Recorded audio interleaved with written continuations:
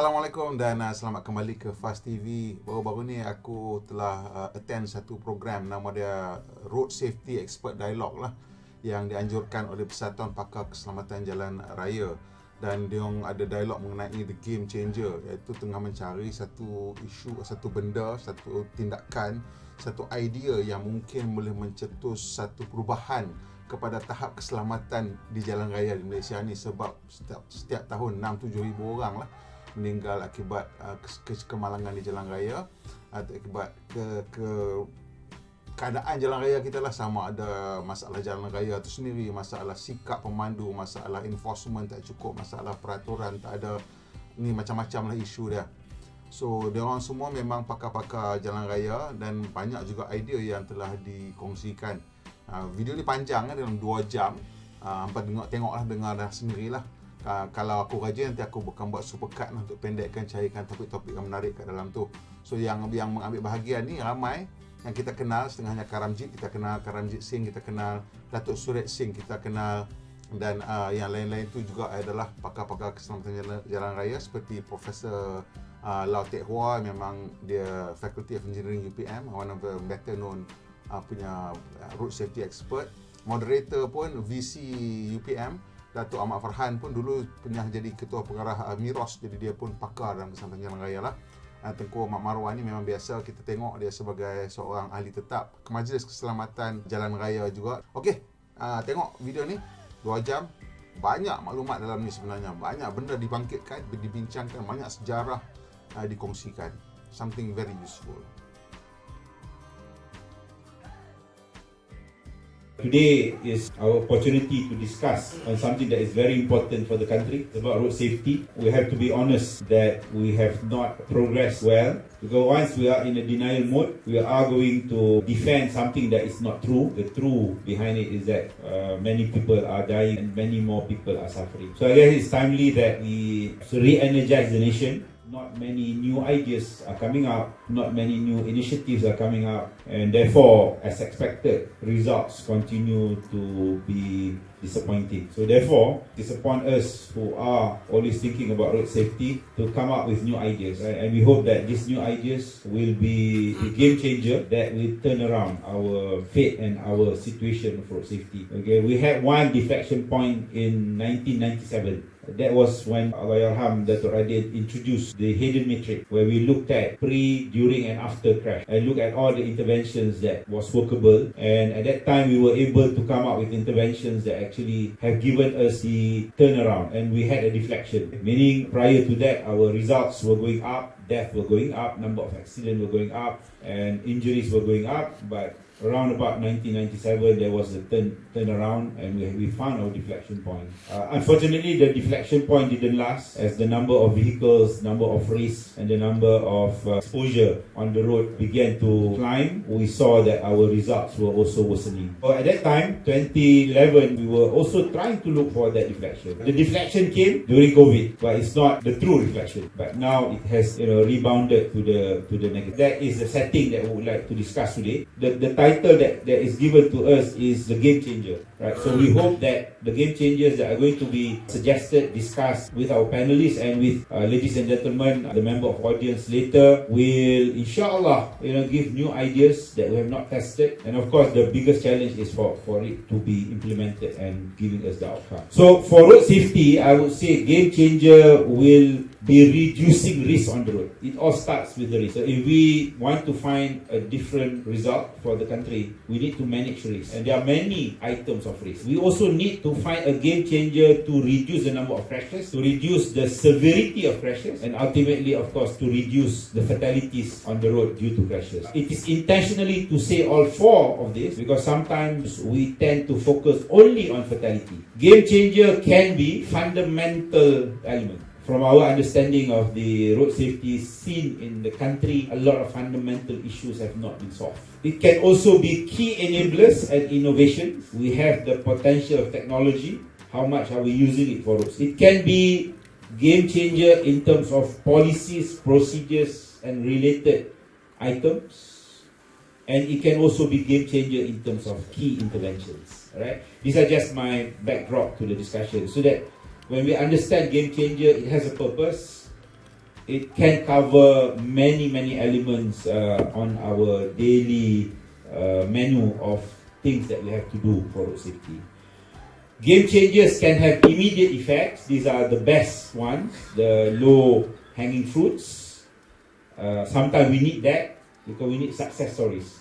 Unfortunately, success stories have been rather scarce for Malaysian road safety scene. Game changers can also be transformational in nature, right? But most importantly, I think game changers, after its introduction and after its early success, need to be sustained, right? So we have seen this in the country. The first few months, for example, rear seatbelt, something that everybody has forgotten. Okay, rear seatbelt was introduced 2009. That is right. Yes. We were together 2009, and then we saw a marked improvement in terms of wearing and some improvement in terms of fatality due to non-wearing of seatbelt, rear passengers and on, and then we forget about it. Okay, so now majority are not wearing rear seatbelt, so it's a sad thing. And how do we sustain, for example? Okay, so game changers. My last 3 points. Game changers will rock the boat. Okay, so are we ready to rock the boat? Okay, are the authority ready to rock the boat? Okay, the political will is very critical. Okay. Do you go for populist approach or do you go for effective approach? Okay. So these are key, I think, in our discussion today.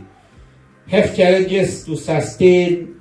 Game changers will have challenges to sustain for obvious reasons. Okay, legislation, the need for enforcement, the need for us to act upon what we plan, sustain, and making sure that process goes to output, goes to outcome, and goes to impact. And most likely, any game changer will have the challenge to change behavior. Okay, so change behavior can be the behavior of the user. Alright, so I would like to extend that because we always blame the user. But I think if we study the system, the user is part of the problem. But there are also other behaviors that we need to change. The behavior of the policy makers, the behavior of the enforcement agencies, the behavior of the road authorities, the behavior of the media, the behavior of many elements that are important to ensure road safety targets are met. So, okay, sorry for that quite lengthy introduction, but I thought game changer needs to be introduced within the context of our discussion. And the game changer that we are looking for need to deflect our results in terms of road safety. So with that, I would like to invite our first speaker that is nearest to me, Saudara Tengku Ahmad Marwan, to provide his views. Perhaps a recommendation of a game changer in any context. Maybe we choose one or two and then we see how it goes. Second round, we will come up with more questions and we hope that we can have time for our audience. Sila, saudara. Thank you. Yeah, thank you very much, Dato'. So as we all know, 80% of our road traffic crashes are caused by human errors. So as a person who involved in driver and rider training, and also driving licensing in the driving institute, I believe there is something is not right in our current driving curriculum, which needs a review, a proper review or thorough review from our authorities, because this coming July mark 10 years anniversary for our so-called newly revised curriculum, and we don't want in our field, we don't want people who just have driving license to be on the road, but we want also people who really competent, who are able to control their vehicles safely, which is that is the most that's the biggest factor of accidents that we all know.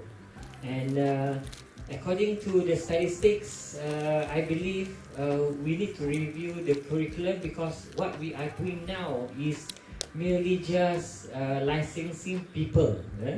We don't want people with license, but we want people who are safe. So as part of game changer target that we want to have now here is, maybe we want to introduce new elements in our training, such as what I've been discussed with Professor Long.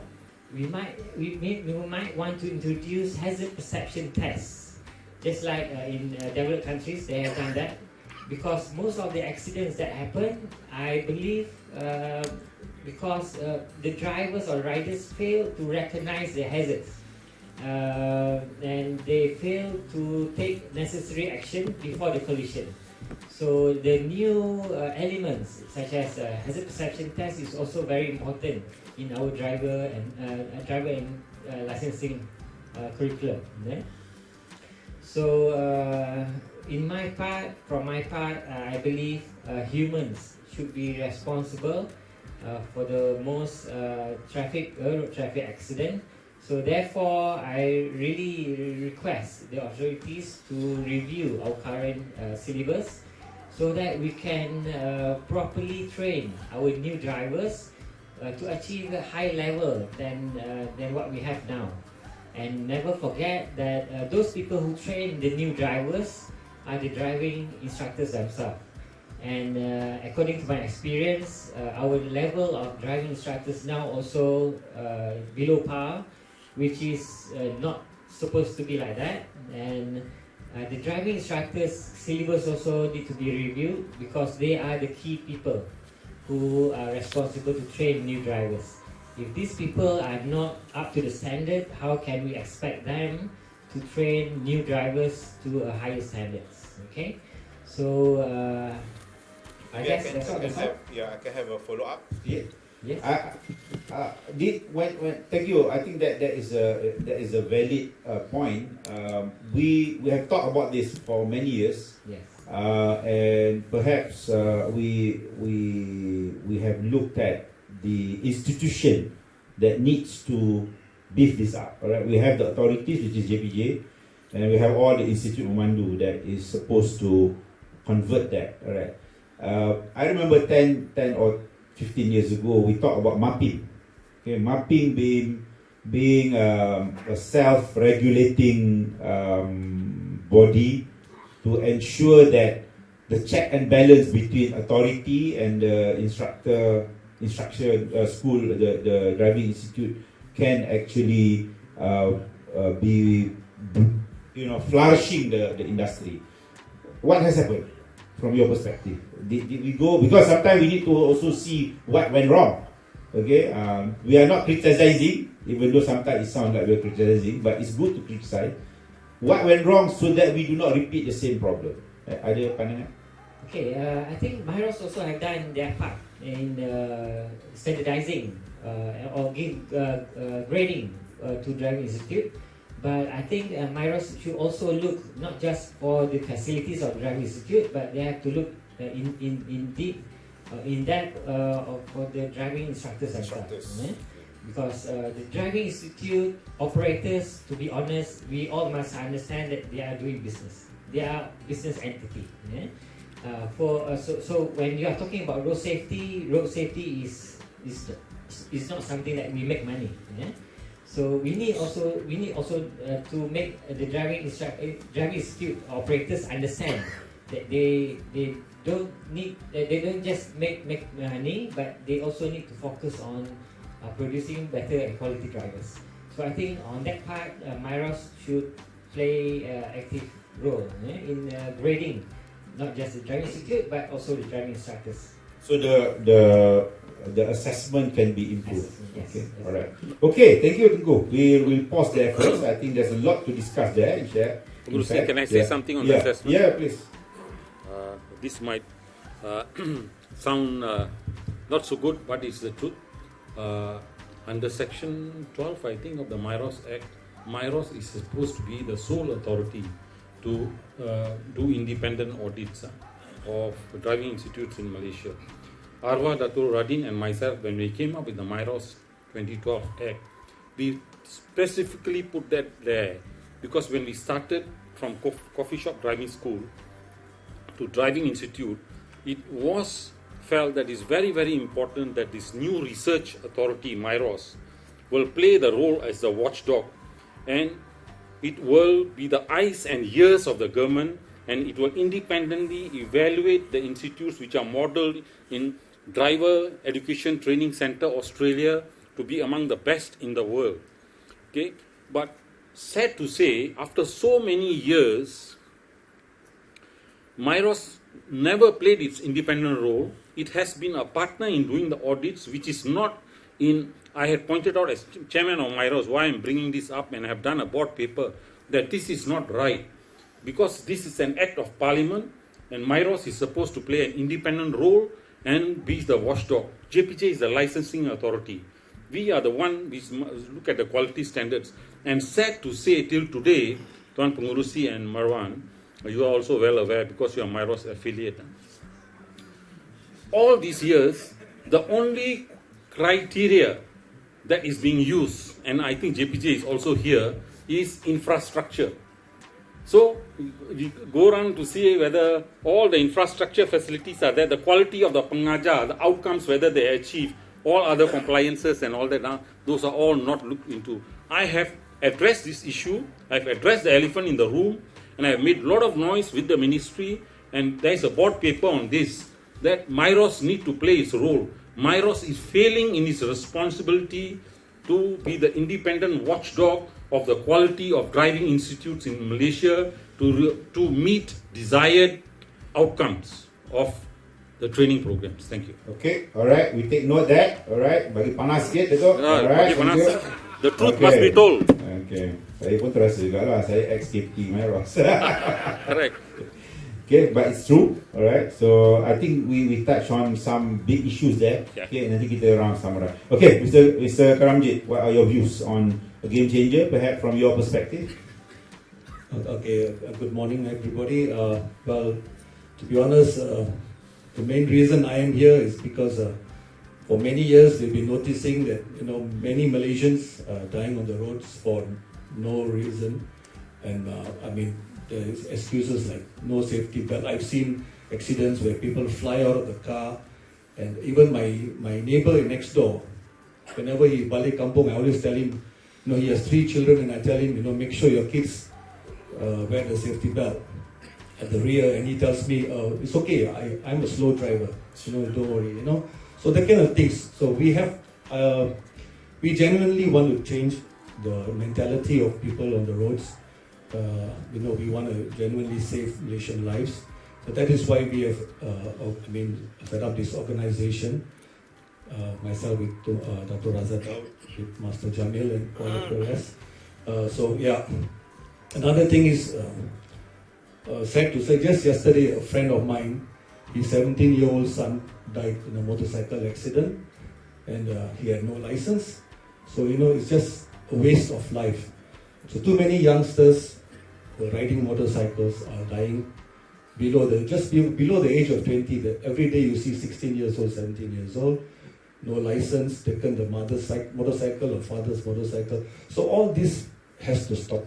We have to change the mindset of the parents that you cannot allow your children to ride the motorcycles without a license, without proper training. I can go on for hours to tell you what needs to be changed, but what I'm trying to say is that I'm here to help to save lives. That's it. Yeah.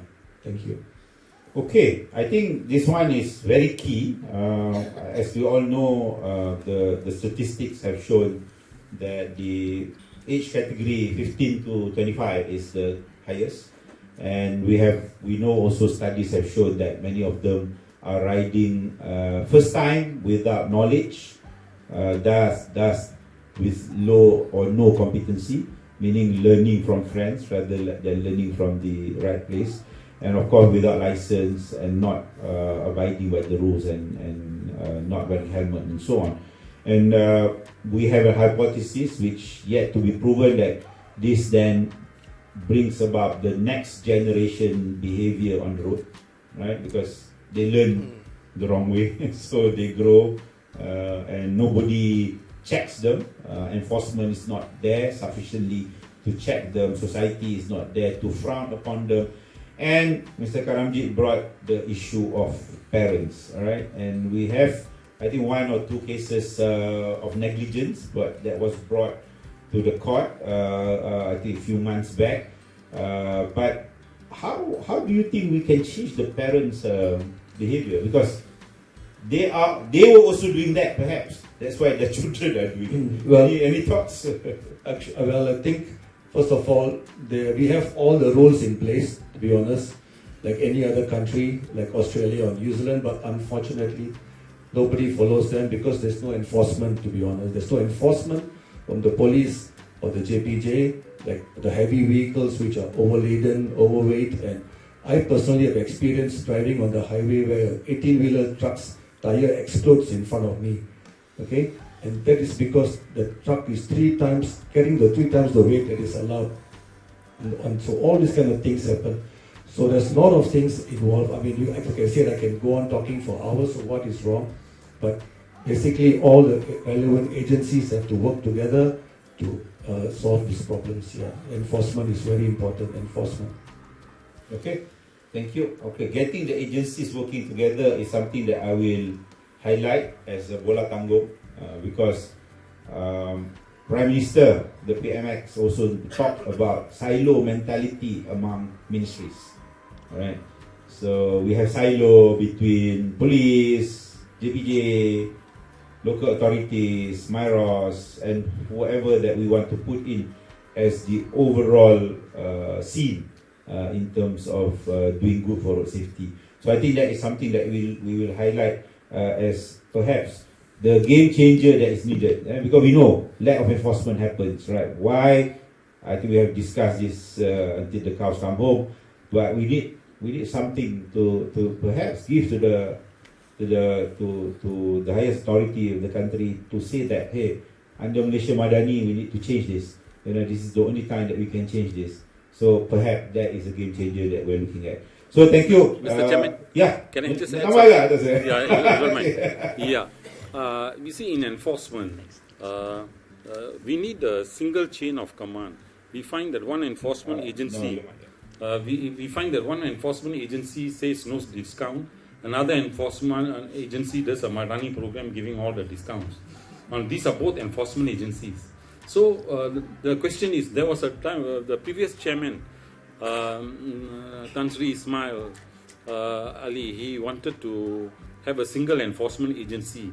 And then that matter was discussed. And then, a lot of good things are discussed, but they don't find the light of day. So maybe forums like this and road safety expert groups like this, we need to all work as a team in a united manner. The elephants in the room need to be addressed. Okay, thank you. Second time Datuk Sri cakap elephant ni. We need to really find that elephant. Okay, thank you Datuk Sri.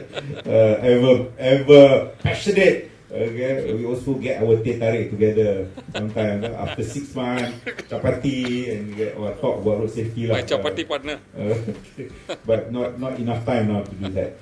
Okay, Prof. Lau, what about your thoughts, perhaps from the academic perspective or things that are up to you? What will be your game changer that you would like to propose? Okay, thanks, Dr. VC.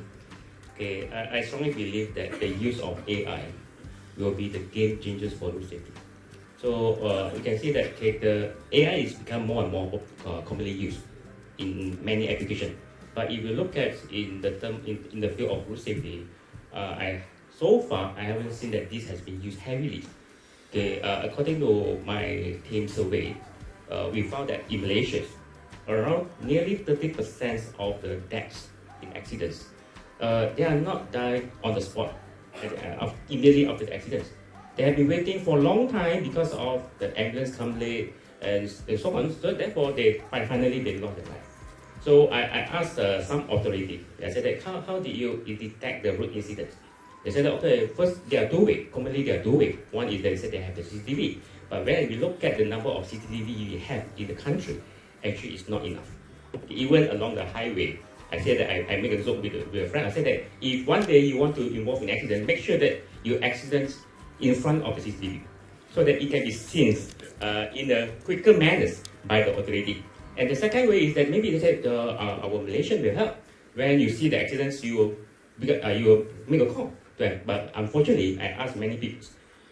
Yes, they will go to front. They will come to the front to see the accidents, and many of them, they don't think that they want to make call. Or if you ask them what number you should call, they don't know. Or maybe they thought that someone has already called. No, why me? So therefore, that's why there are 30% of the fatality because of by right they must be survived because of this problem they lost their life. So therefore, I said that why don't we come out one AI system which can help to fill in the gap. Ladies and gentlemen, for information, the team in UPN. So we had come out the system, we call it ARIS, automatic road incident detection system. It's automatic. For information, there's about 10 computers. It's running in my lab 24 hours. We have covered KL, the whole KL. We have covered the 1,000 kilometer plus of the expressway, including the plus highway. Putrajaya, very important area. So we only used about 10 computers. So I have to thank to Dr. Franz, because UPN support me the place. I don't need to pay for the bill, electric bill. So we just need to use the 10 computers. Whereas Thank you. thank you. I hope that this service can be extended to others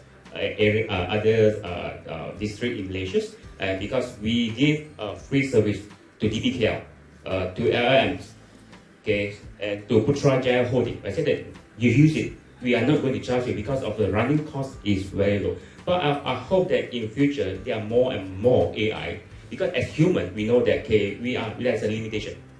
We cannot guard 24 hours. So we are not as good as the robots.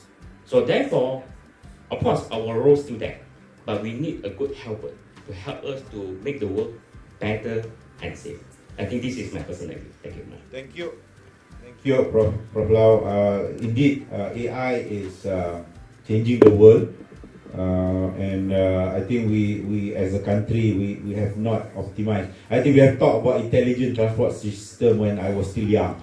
1998, 1999, we talked about intelligent transport system, and one of them is always about road safety data. But we have seen how slow we have been, which is funny because we are seeing that the country is pushing for it. Perhaps there's element of cost, perhaps there's element of will. Alright. Here I would like to give a provocative statement. Alright. Why are we not seeing our highways being more equipped by AI? Maybe it's cost, maybe it's will. But we continue to build more highways. Okay. So in terms of sustainable transport, I don't think that is a wise thing to do.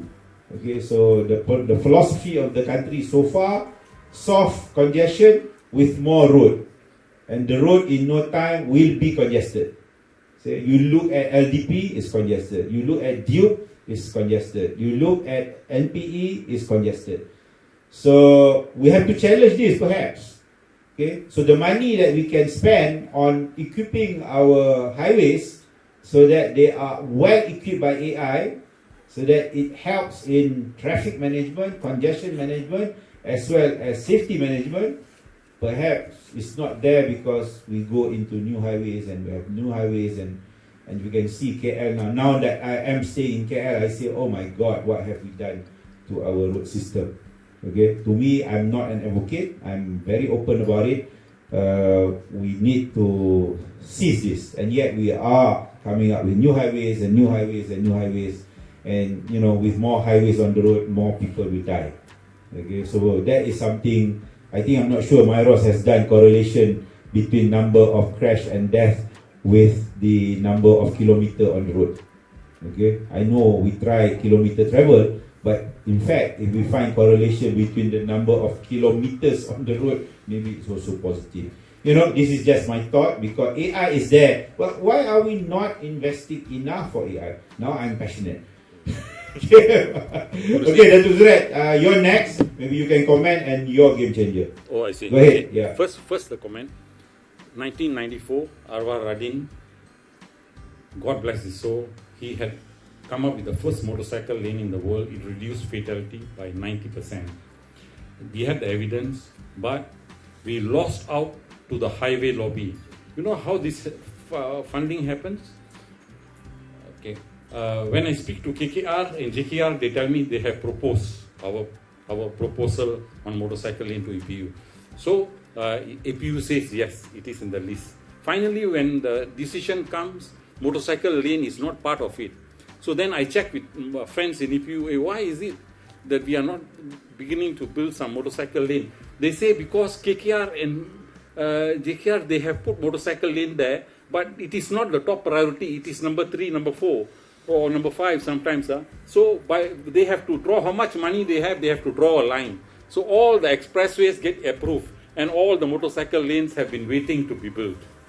Myros has already proposed 101 motorcycle lane to be built on federal roads, including Sabah Sarawak, on JKR reserve land, not like the first motorcycle lane that is built away from the road. We have already proposed, when I was chairman, we've done a lot of work, that these motorcycle lanes on high volume 101 roads can save 2,000 lives a year. Okay, I have not come to my topic yet, Prof. I was just commenting on the expressway. Go ahead with your game changer. Okay. All right. On my game changer, okay, I just need to, we come up with very beautiful plans. So we are already in 2024 now. So this is the 2022-2030 plan now. So I will read ad verbatim from the plan. Then I will propose my game changer.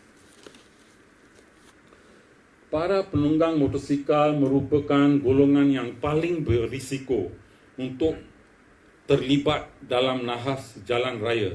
Sehubungan dengan itu, plan ini telah mengkhususkan satu bidang keutamaan untuk golongan penunggang motosikal yang memfokuskan 2 sub-bidang, iaitu pengurangan konflik trafik, bidang pertama, dan peningkatan tahap keberkesanan teknologi intervensi yang paling efektif untuk mengurangkan konflik trafik motosikal adalah melalui pengasingan para penunggang motosikal di lorong khas dalam kawasan yang berisiko tinggi.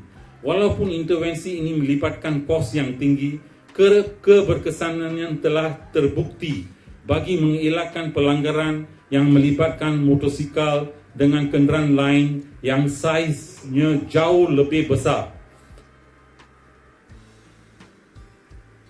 Selain itu, penggunaan teknologi pada motosikal dan kenderaan lain juga memainkan peranan yang penting. Salah satu intervensi yang boleh dipertimbangkan ialah pemasangan sistem brake anti kunci ABS pada motosikal. Okay, the good news is Myros had proposed to Ministry of Transport to make ABS compulsory for new motorcycles in the year 2021. I think it is becoming policy in January 2025. So at least that is being implemented, so that is good news. So our motorcycle lanes have been waiting for funding for a long time, and I need to propose a new game changer today, which is, with the existing infra, what can we do while waiting for our motorcycle lane? What is the problem? Yeah. Okay. Thank you so much. What is the problem? Most of the death, 70% of our death is the motorcyclists. Why is there a high death of the motorcyclists? They are riding on the right lane at a speed of about many of them are riding at a on the fast lane at a speed of 120, 130, some maybe even 140. And then they are lane filtering between 2 lanes of traffic. Then they are weaving from the fast lane to the slow lane. So at the end of it, in the slow lane, you have those people who are traveling slow, the motorcyclists who are very careful, who are traveling slow. And then you have the reckless ones who are coming from the fast lane at 120, 130. They are moving in between traffic, and then they are coming to the slow lane. So they are not only producing a problem for the traffic in the fast lane and in between lanes, and they are also producing a problem for those motorcyclists who are good riders in the left lane, because those riders are riding at a speed of 60 and 70, and these people are coming in from the fast lane at a speed of 120, 130, 140, and they are trying to weave. So when they meet the motorcyclist is in a slow lane or want to avoid them, they probably do not see the lorry that is in front there and go and knock them at the back and things like that. So these things are happening. So now the plan has said reduce this conflict. The plan has also said that we need motorcycle lanes. Okay, so well, okay, the proposal is this: motorcycle di bawah 250cc. Big bikers, don't worry, this has got nothing to do with you. We have no problem with big bikers. Okay, they are matured riders. We seldom have fatality involving big bikers and all that. Very rarely we have. Okay, this involves the small bikers who do not realize, you know, I have driven a small bike from to Teluk Intan. I used to drive the 90cc Honda to University Malaya. Although I'm a slow rider, I have met with an accident before. Anyway, that's a different story. I used to ride on the left.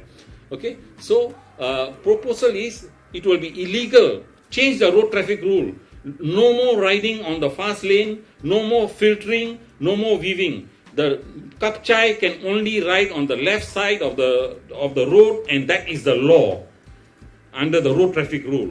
So I have made this proposal already to the Ministry of Transport. I'm going to share some of the details with you, and it's accepted in principle as a Ministry of Transport proposal to be tabled to the Cabinet Committee in July. So I'll just give you the key highlights because it will take half an hour to give all the highlights. So I'll just give you some of the points of the proposal. Okay, because this can save, with the existing infrastructure, it can save a lot of life. So not only they have to stay only on the left, then the speed of the left lane, which is already the 85 percentile speed on the left lane is about 70, and on the motorcycle lane also 85 percentile speed is 70. Okay, so so the speed of limit all vehicles to a speed of 70, and heavy vehicles tidak dibenarkan memandu on the left lane. They have to be on a low loader. I mean, this is a requirement, but sometimes this is not enforced. So this has to be enforced. Menetapkan 50 km sejam sebagai kelajuan untuk dipatuhi oleh semua jenis kenderaan. Okay, so they are on the left, but they also need to go on the right sometimes when they come to junction, or they need to do a U-turn. So at junction, 200 meters before the junction, there will be a speed limit sign to reduce to 50 and 30 before the junction. Okay, to facilitate these people coming to the right and doing a U-turn. Okay, so so that all the other traffic is forewarned that the motorcyclists who are on the left are going to come to the right in the junction. And it's actually, we all slow down at junction, but I have to make people aware with the JKR signs.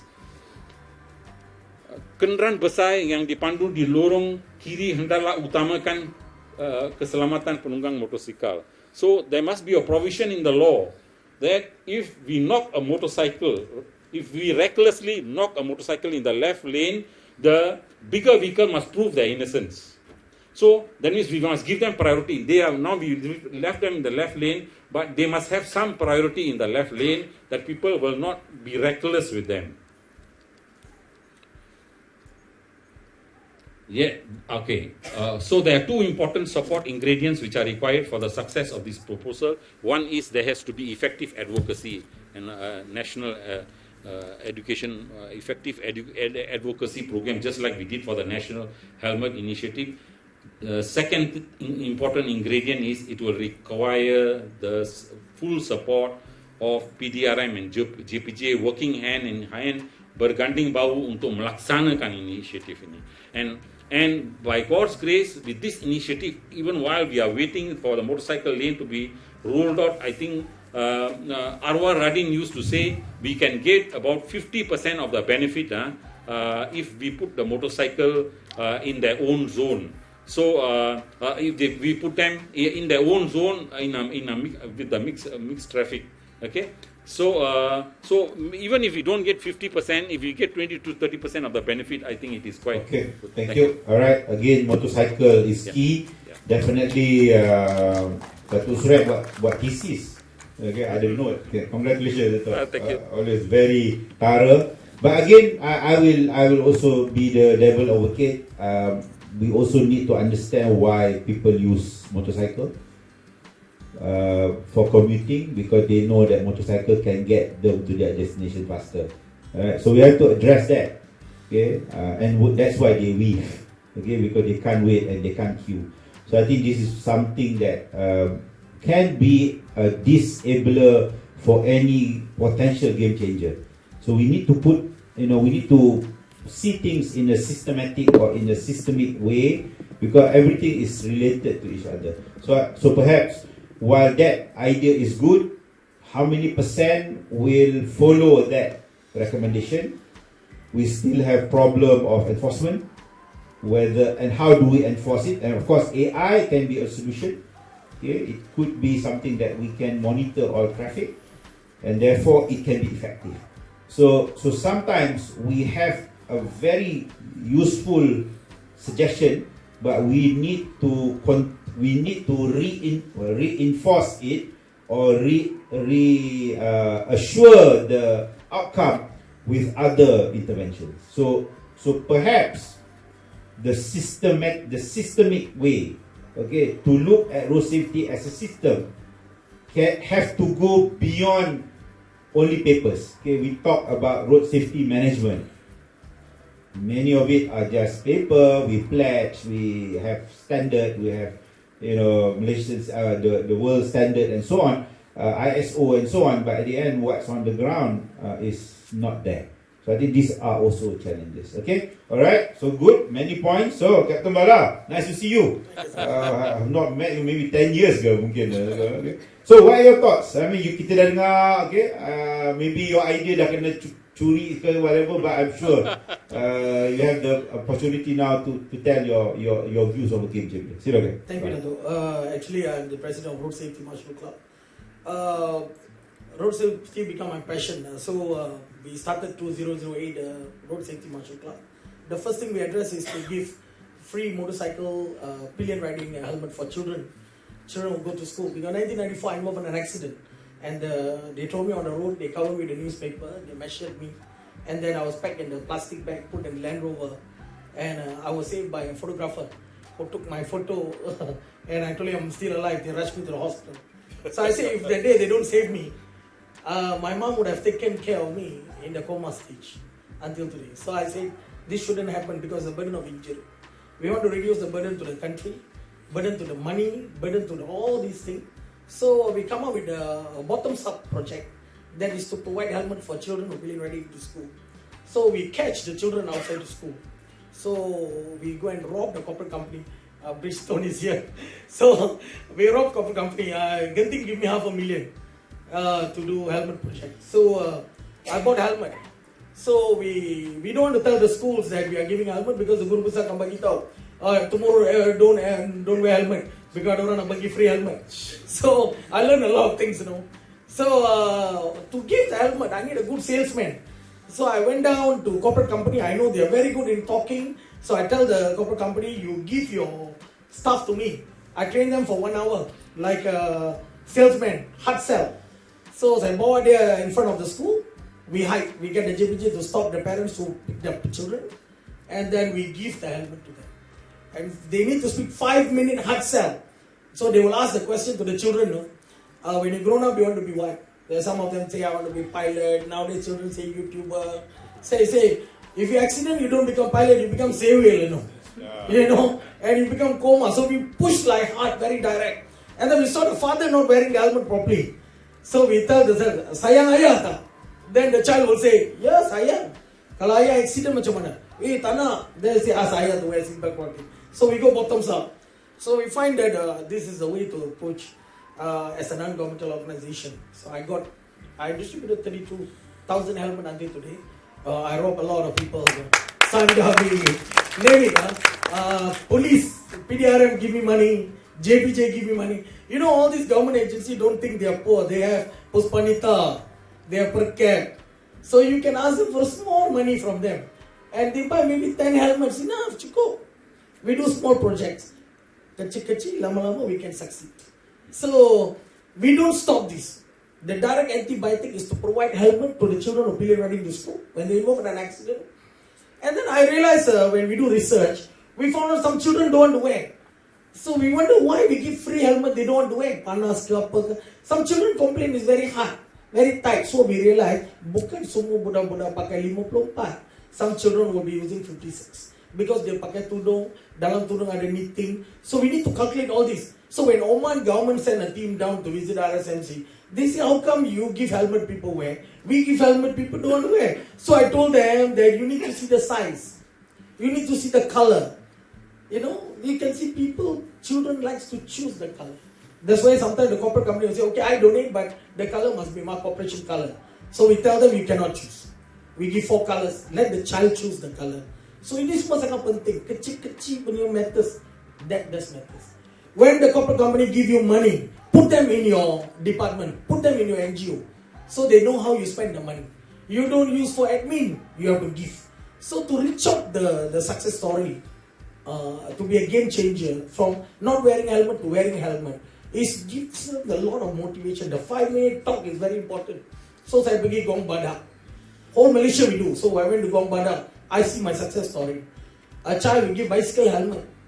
The child after 6 months kita buat research, so panggil university student pergi Sorok tengok dia pakai tu. Friday no school, dia pergi school activity, balik cycle to Surau, park there and then took out the helmet where the Songko go to pray and come back and change back the helmet. That is a success. Yeah.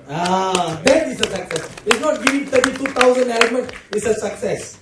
It's the one child that we see take out and wear it and put it back. That's it. So don't give the negative energy that we say. If you want to see a game changer, don't give a negative energy. Malaysian driver no good, Malaysian this one no good, Malaysian this one, Malaysian consultant no good, Malaysian trainer no good. Every time we bring in foreigner. In their country is different. In our country is different. We need people who are born here to do safety. Kalau nak tengok changes. And then when Dr. Kulan appear on the TV, my nephew will say, hey, change. I say, you listen to them. As the parents play a role. We don't switch off when it comes to safety. This is like killing ourselves. You know? And then the big bikers that have been good example now. Suddenly kita bagi satu idea dari B2 boleh tukar jadi B full. It's not a good idea. It's totally a different ball game. It's totally a different ball game. Kita tak boleh anggap safety sebagai politics. We have to take safety seriously. We have the bike change, dia punya attitude must change. Big bikers like a pilot, dia akan check, recheck, counter check, confirm before dia ride. Tapi kalau small biker dia duduk, helmet pun belum pakai. Selalu saya tengok bakul dia pakai helmet. Saya tanya, you ada otak? Kalau ada otak, you better pakai. Sometimes I give lecture on the road. I don't care because I don't have ligament.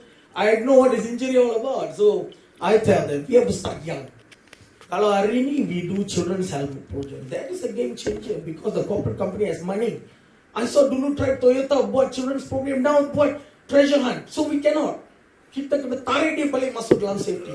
This is died because we closed down JKJR. We shut down research funds. Research funds must come. Advanced driving school must bertambah. Safety must grow. And today, you all are the real heroes. You know why I selalu pergi accident? I have my own ambulance. My ambulance go for 999 calls. People give us award, appreciation. I say this is rubbish. The real hero is you. People like you because come before accident. People who come before accident, prevention is painless and cheaper.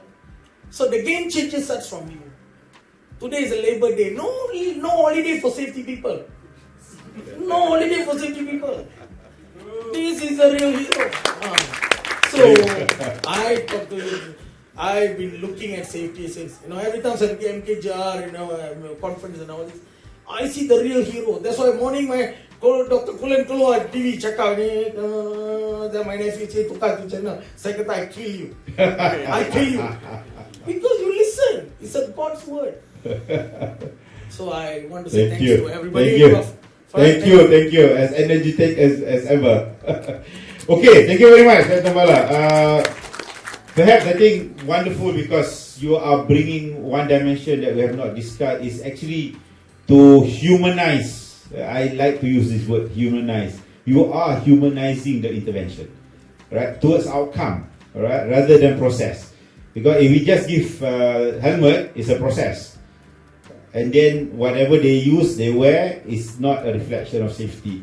So you have actually humanized the effect. Okay, kita bagi je gempak, bagi je cerita teruk-teruk, but that gives the effect. I think this is also something that perhaps we need to change the way we do advocacy. But again, you also touch on very sad things about JKJR no longer there, and focus on safety is no longer there. So I think there are institutional decisions that perhaps are undoing possible game changers. Okay, so these are again systematic things that we have to observe. Okay, so I think I think the heat is up.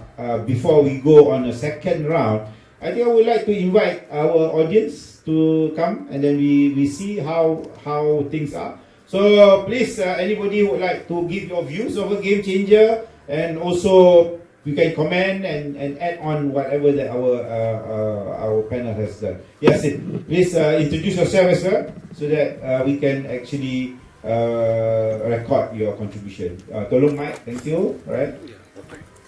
Assalamualaikum and good afternoon. My name is Nazrul.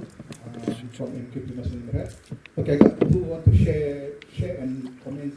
Okay, first one, I was working in Singapore for 16 over years. Okay, dalam masa 16 tahun tu saya takut dari jalan raya. Kat jalan raya tu saya takut. Sebab trafik polis ni ganas. Kan bila nampak kuda putih dia kan kita macam takut. So kenapa kita tak implement kita punya trafik polis macam itu, perasaan takut. Dia kata bila nampak polis dan trafik polis juga rasa takut. Kalau kat Singapura tu walaupun kita betul dia rasa takut. Alamak, belakang kita ada trafik polis kan. Itu. Satu lagi Datuk. Sama dekat lane tu is good. Motorcycle lane. Tapi dekat lekas there are two incident my friend. Satu dekat lane tu kena rompak. So bila malam jalan kat lane motorcycle tu kena rompak. Satu lagi ada kes-kes misteri lah. Macam nampak kat phone lah, kat tu lah kan. So kawan kan. So bila dalam malam tu a bit scary lah. That's what. Thank you Cik Nazrul. Alright, and enforcement ni memang dulu kita cakap POVC lah. So I think we have our challenges and of course security. Betul, motorcycle lane we have lots of issues.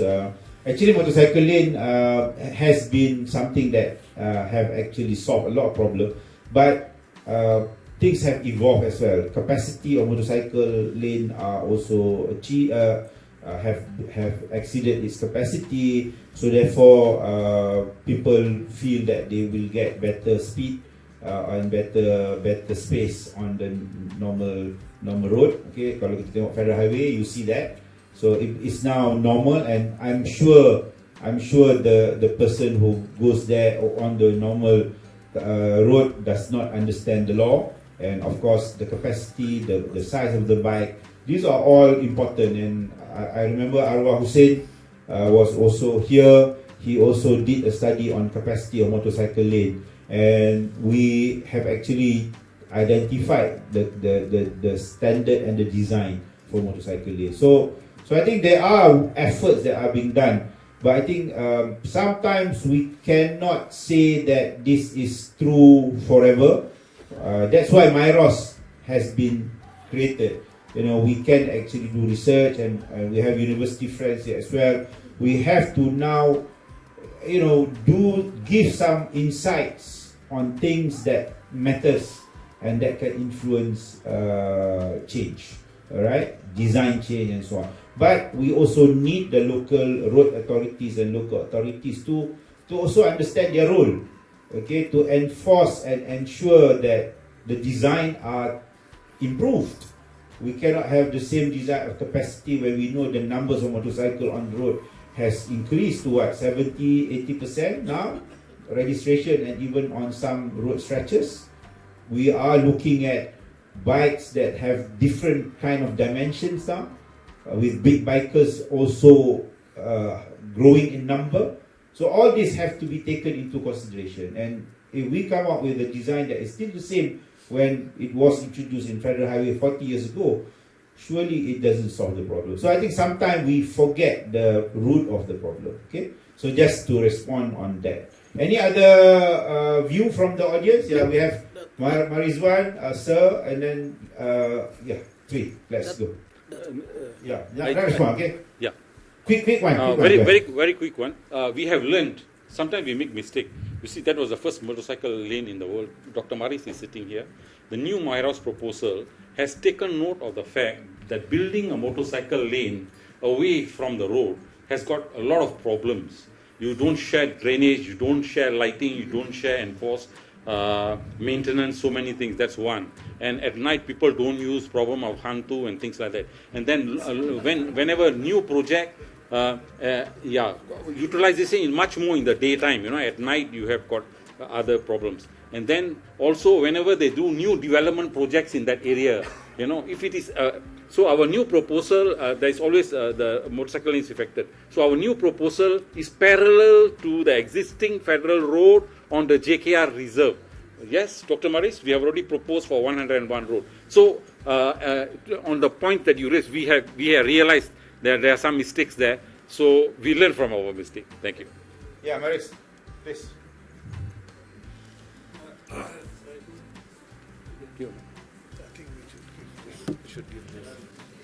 Myros dah cukup kali lah. So dalam bilik ni ada dua KP mata KP kat sini Myros. Tapi you show that both Prof. Farhan dan Dr. Khairil tu dah banyak kali dah approach all this all the changes yang kita dah propose kat sini. However, tak jadi yang pun. Tak dengar, tak suka. Sorry kalau sampai MOD sini lah. Tapi memang betul. We did propose, cakap semua. So that's one point. We cuba nak defend Myros lah. Kedua, the repercussion from JKJR tak ada. It is a heavy toll to the nation with effort for safety. Dia tak ada JKJR tu. MKJR habis. Yang hidup MKJR Selangor, ada dalam tu. MKJR Pinang ada dalam tu. Yang lain semua mati. So apa yang itu, MKJR is a good platform for input. And ada lampu, dan ada polis. Polis ada, JPJ ada. Attendance very good. So itu yang macam something small, tapi it's moving, you see. Tapi sekarang bila tak ada JKJR, tak ada sekretariat. Sekretariat ni tak ada AGM dia, tak ada funding tak masuk. Setuju. Dia berharap pada funding dalam daerah, dalam state. So the game changer should start back again. You look at the LKJR tu. Then Myros boleh contribute. See, Myros' role is to give research, you see, findings and advice. Kita orang tak ada power langsung nak advocate. I mean, we have some power advocate, tapi to enforce, you kena pakai dia, tak ada. Kita ada tarik, tapi tak cekam. Itu di situ. So, tarik buat cantik je. Tarik lagi. The thing is, okay. People listen to Myros, tapi listen lah. Dia tak ada nak ikut. Itu yang lepas tu saya set lah, agak letih lah. So, orang road safety tak boleh letih bawah. Yeah, good. I'm a role model for you. Lastly, I think this kind of platform is good. Tapi that we are missing key people, sir. And I want to mention the key people, sir. To add on to it, Prof. Great. Masa JKJR ada, there is an issue about motorbike lane. And masa tu kesas tanam pokok bunga kertas dari KL sampai Shalang. We against it because bikers jatuh akan kena. Lepas tu the M-guard, the guardrail facing the motorcyclist, bila dia jatuh, he got cuts on the body. And the signboard tajam tu kita tak benarkan. All this we did it, and JKJ fight for it. And Dato' Surat was there, arwah Prof. Radin with us. We managed to remove it. Dari KL sampai Shalang, bunga kertas remove it. Tapi hari ni tak boleh. Hari ni tanam cactus pun akan ada dekat sana. Pasal apa? We don't have JKJ. We need JKJ. Thank you. Okay, thank you. I need to add one sentence to that. So, when we had COVID, imagine we closed all the hospitals. And that's like closing a JKJR. Closing JKJR, our pandemic on road safety, 70% of the death is motorcyclists, and you close JKJR down. Are you blind or what? You know, so the people in JPA institutions who are trying, maybe they were asked to save costs. So they look for easy department which has just started and go and close it down. Are you blind or something? You want to go and close down this department which is doing so much of good work, which has increased helmet wearing from 10% to 90%. Not, I don't want to take more time, but okay. I shall not join in. I also have my question. Gila betul. Sorry, gentleman from the sir, and one more, and then sir. Okay, three questions. Then we go. Yeah, please have your views. Yeah. Question. I'm David from New Zealand, road safety traffic engineer for many years. I worked in LTA road safety engineering department in Singapore from 2000 to 2005. Worked with the traffic police, got the form changed. They had kangaroo. They adopted it from Australia. I thought, not many kangaroos in Singapore. But, and I've been coming to Malaysia many years, last 30 years. 1 week ago, there was a crash in Jakarta. Very sore, rare passenger, had my seatbelt on. So that was a good idea. Keep your seatbelt on. Princess Diana might still be alive had she worn hers. I was born the same week as her. So my notice is I went around Palau, a pillion rider motorcycle 2 weeks ago on a Friday, and I noticed seems to be on a Friday, less passengers are wearing helmet. Okay, but I think that actually God doesn't discern whether you're a good person, bad person, or whatever. You know helmet, and you come off in trouble. But outside of those times, better motorcycle wearing helmet in Penang, Balik Palau. And also, Balik Palau, so southwestern Penang Island. So, done a lot more roads there, a lot less wearing helmet than around the city. I'll tell you in Jakarta, well, they got it far worse than Malaysia. You think motorcyclists in Penang, it's pretty, that's why I never drive in Penang. But one thing New Zealand's doing, to get onto this, with their cameras now, they not only see the speed, with a license registered, but now they're seeing, are you wearing a seatbelt? Are you, texting, not really watching, huh? And are you, there's some other things that they're doing automatically. And they hit alternators in the pocket. And now they, now you think, I just do a quick test, I'm waiting at the lights, click start, check Google Maps, whatever. So now they're pinging all these people. And so that's the AI technology that Dr. Law talked about. So I think that's a really good start. Because you think, it won't be caught. No police. In New Zealand, no police. All right. Nobody can catch you, right? But the camera is watching.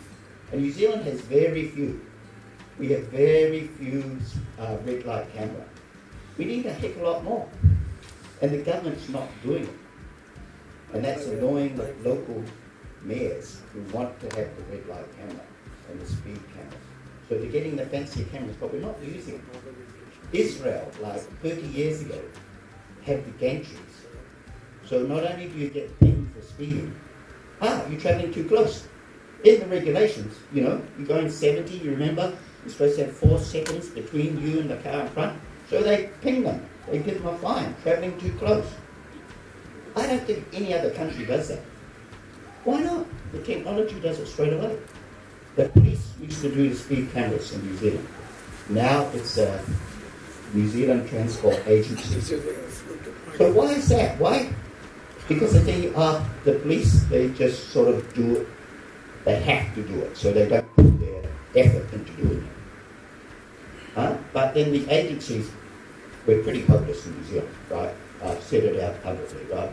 A lot of things we don't do very well. And our deflection point was 2013. It's been going up since then.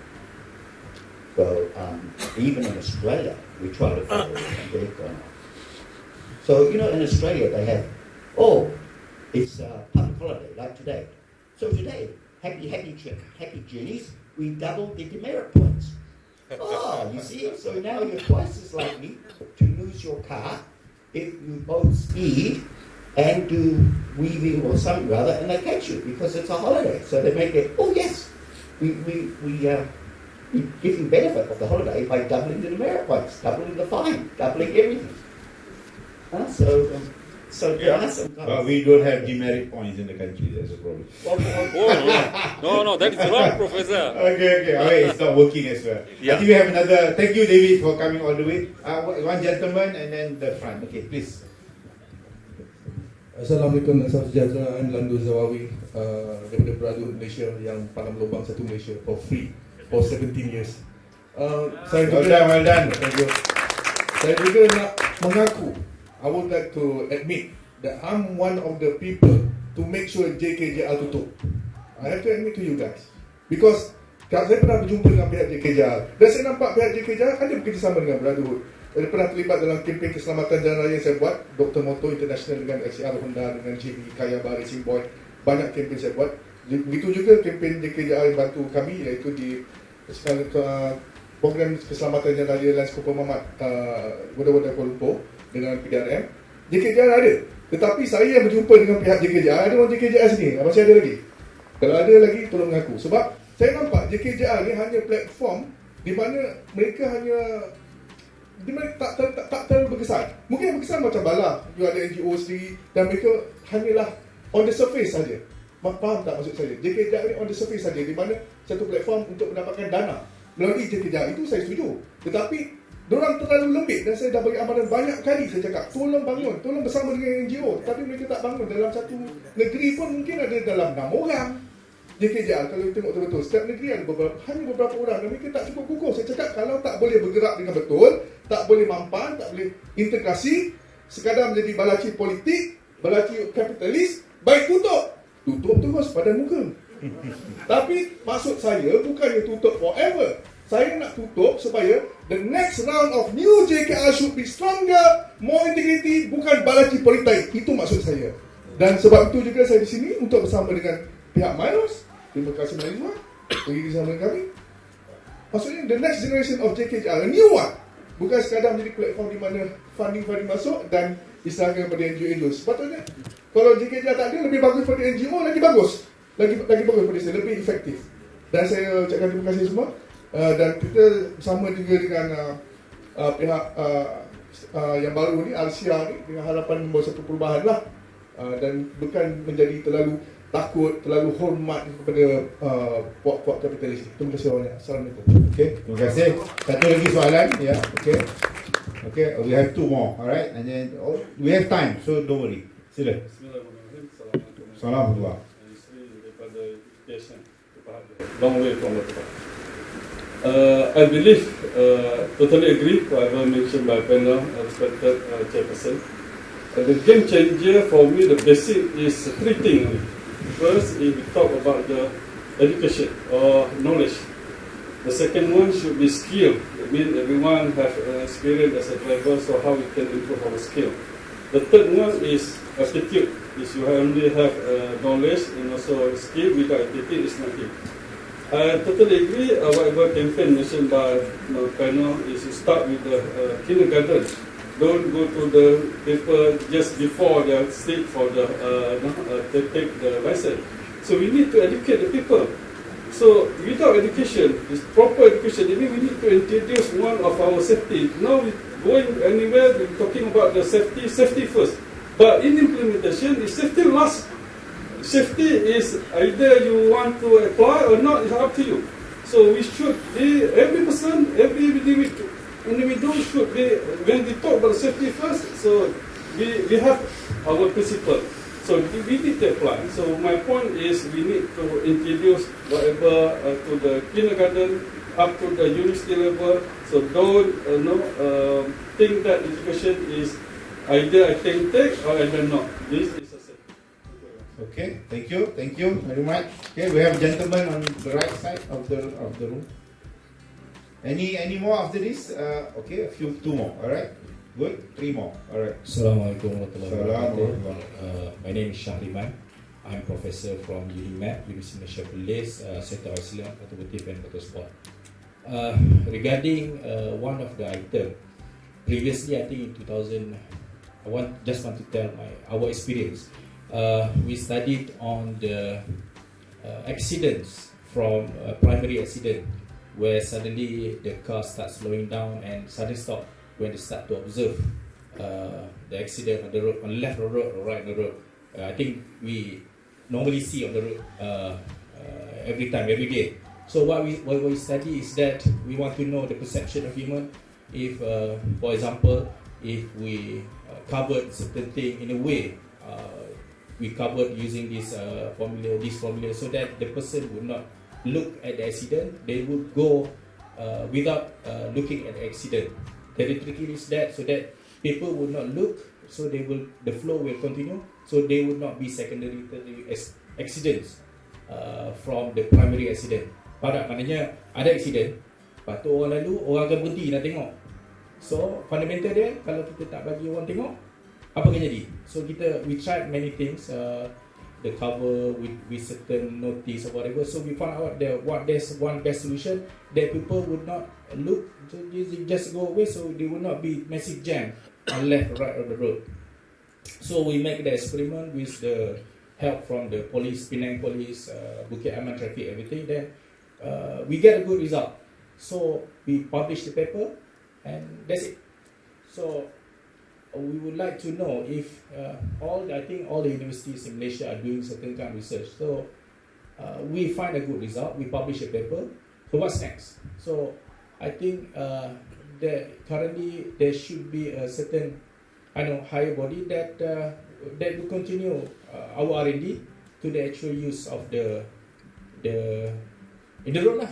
Because people were telling the university is not doing anything for the community or something like that. We did our job. So we publish our paper. We find a very good solution. There will not be any traffic jam. Use our product. So, but I'm wondering, so after the grant finish, what's next? So I think everyone in the academia is saying the same thing. We are doing something, and so I hope there will be something that would continue from our research study to the actual use in the public, so all the community would get the benefit from our work, because it's quite hard work to do that. So thank you. Okay, thank you. I think the effect of research is important. But I think Maros can tell even more lah. All the research that has been done. So it's about implementation of whatever good work. Yeah. Datuk first, and then gentleman in the middle, and at the back. Okay, silakan. Thank you, Datuk. Thank you very much for hosting us today. I've sat here, and based on my own personal experience and what you have just now, two keywords that came out a lot, many times. Mentioned number one, enforcement, and number two, motorcyclists.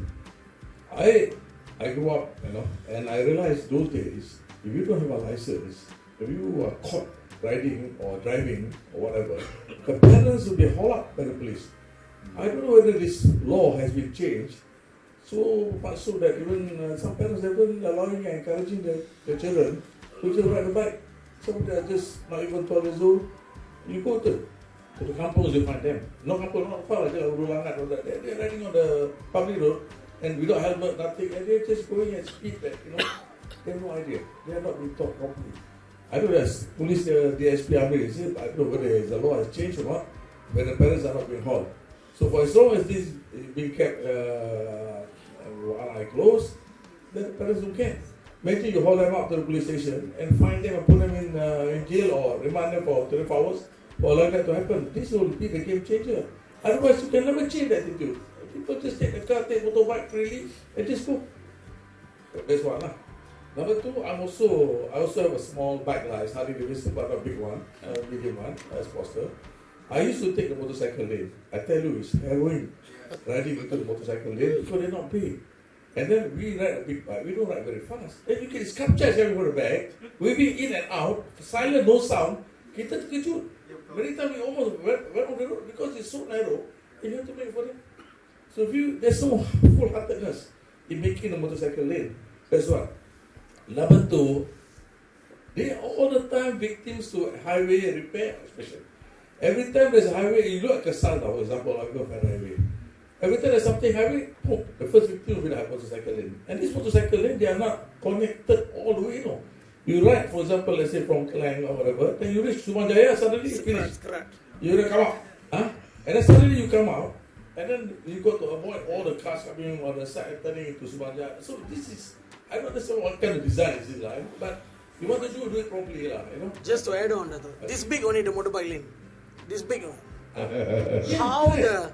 What kind of cycle is this? It's a motorcycle lane that I saw overseas. It's like just another road.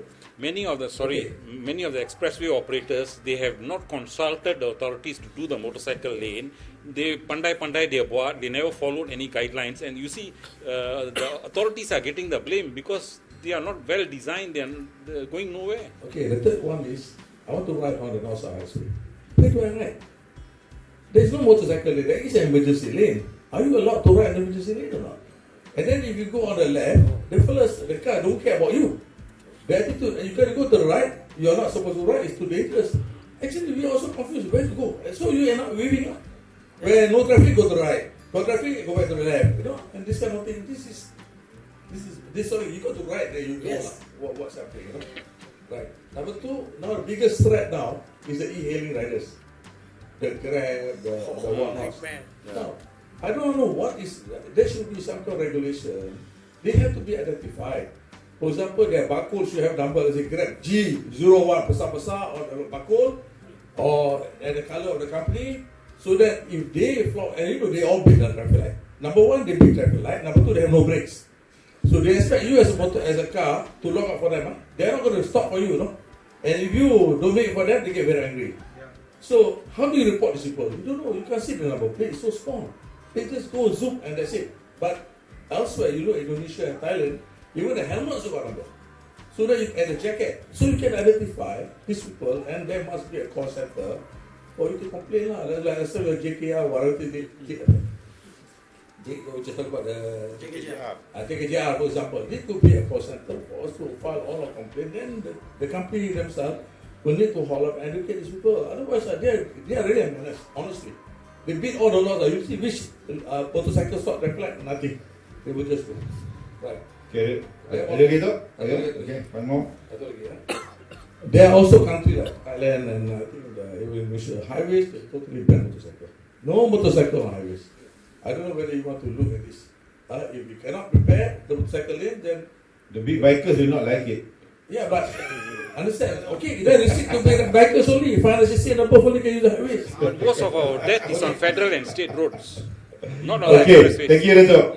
I think on that point, e-hailing and whatnot, I think my frustration, I think mungkin Dato' Surat, we were together at SPAD. SPAD was also closed. So that is another closure that actually was very potential in curbing. We have not talked about overloading vehicles yet. There is another menace on the road. Management of commercial vehicle, including e-hailing. So now we do not have an authority, a regulator that can actually help that. All right. So I think these are decisions that have been made that are detrimental to road safety as well as road transport management. Yes, we have another gentleman. Please. My name is Shamsul. Jadi hari ini bila kita dengar semua panelis bercakap tentang masalah mungkin trainer tak cukup bagus, enforcement tak cukup bagus, policy makers tak cukup bagus, the underlying theme seems to be sikap lah. Semua orang punya sikap. Sama ada enforcement rasa tak payah nak enforce kuat sangat ke, whatever, drivers tak not care, they don't care about safety enough, whatever. So sikap ni benda yang memang kita kena ajar dari kecil lah. So saya setuju sangat dengan Kapten Bala dan kawan saya cakap kat sini bahawa kita kena mula daripada sekolah rendah. Dan benda memang kena mula kat sekolah rendah. Sekolah menengah dah terlalu lambat untuk you train them. So dia memang kena start daripada kindergarten sampai mungkin darjah 3, darjah 4. That's it. Right? Because kita tengok benda ni success story dia banyak. Bila you fokus dengan budak sekolah, especially sekolah rendah, there's a lot of success stories. Dari segi environmental awareness, kita buat kempen-kempen kat sekolah, anak-anak balik rumah beritahu kat mak bapak, so separate trash. It seems like a simple thing. Kita buat kempen jangan buang sampah daripada kereta dekat sekolah, dia balik dia tegur mak bapak dia. Kempen pakai seat belt, dia balik dia beritahu kat mak bapak dia. So bila kita buat kempen dekat sekolah rendah macam ni, mungkin kita fikir, oh ni tunggu lama lah dia nak masuk jadi pemandu. Tak, dia akan tegur mak bapak dia. Because this marketing campaign yang gunakan budak-budak ni bukan saja patut digunakan oleh agensi, tapi memang digunakan oleh even company yang jual produk. Dia jual handphone, you appeal to the younger buyers, you appeal to budak-budak. The features yang dia orang nak, dia orang akan minta mak bapak dia orang. So, I sangat-sangat setuju bila you cakap, you pergi dekat sekolah, you cakap kat budak-budak tu, you sayang nyawa tak? the impact yang ada kat situ tu, kita sometimes underestimate apa yang kita cakap pada anak-anak kita. I think we all have children, and we all can see by the time they have their own mind, they start repeating what we say to us back. Betul ke tak?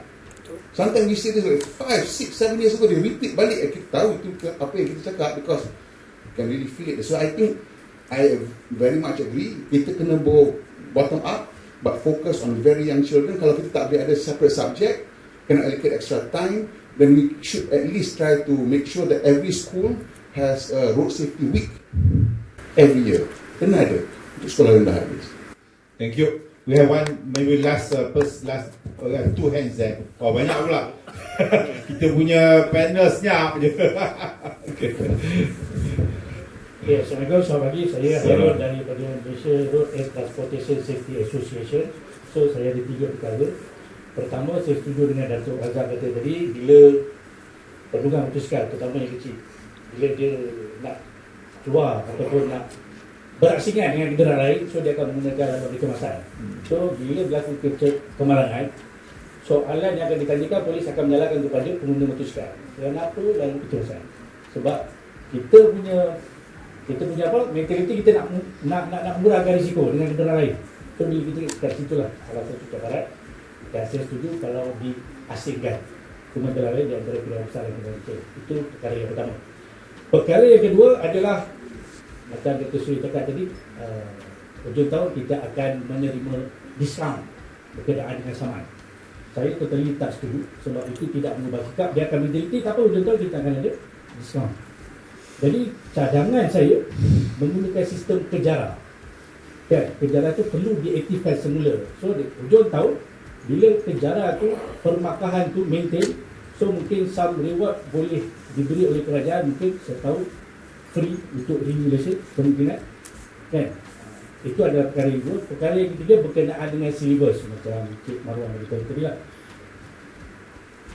Kebanyakan bila kita mengikuti latihan sekadar untuk mendapatkan lesen di institut memandu, itu memang kerja dia.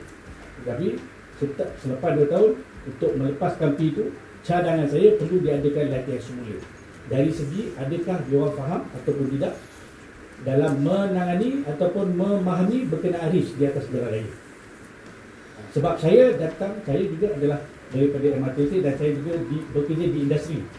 Di industri aviation, apa yang kami lakukan, walaupun driver itu telah diberi latihan, so kita lakukan semula latihan semula menggunakan simulator. So dari segi simulator tu dia ada digitalization dengan AI. Dekat situ data tidak akan menipu. So dia akan keluar berapa percentage, adakah driver ni menggunakan signal dan sebagainya. So bagi saya untuk naik ke level sepatutnya adalah elemen-elemen bagi nak memastikan kompetensi kepada pengguna jalan raya. Okay, terima kasih. Saya akan pause dengan saya kesian kat kita punya orang kat depan ni. I will go one round. Okay, we have heard a lot of good points from our panel and also our audience. So maybe as a second round, what are your take of the game changers that we really need? We know that there are challenges along the way. So sila Cik Marah. Apa yang saya nak komen adalah tentang audience punya input, dan kita boleh tengok secara general pengguna jalan raya kita, terutama motoris, gagal memahami tentang jalan raya sepatutnya dikongsi oleh semua jenis pengguna jalan raya. Oleh itu, sebab itu saya katakan pendidikan, education for drivers, for new drivers mesti ada standards dia, proper standards, so that these people can understand. Semua pengguna jalan raya mesti faham dan mesti menghormati setiap pengguna jalan raya yang lain. Contohnya, jika penunggang motor hendak menggunakan jalan raya sama, pemandu kereta tidak sepatutnya menghimpit mereka dan memaksa mereka menunggang di bahu jalan. Dan by law, kita semua perlu tahu, dan kita tahu yang bahu jalan ataupun hard shoulder is not motorcycle lane.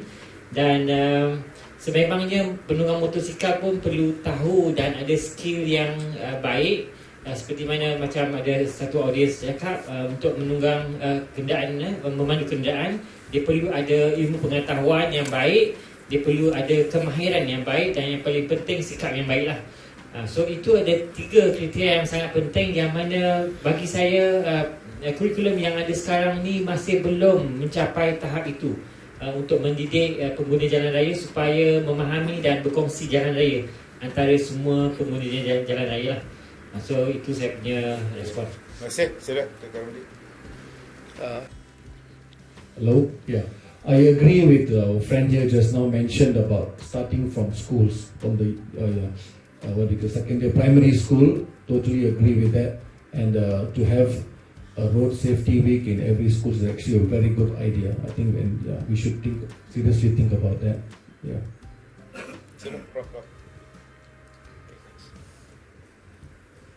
Thanks, Dr. Wisi. We need. I completely agree with Dr. Suresh. We need more motorcycling.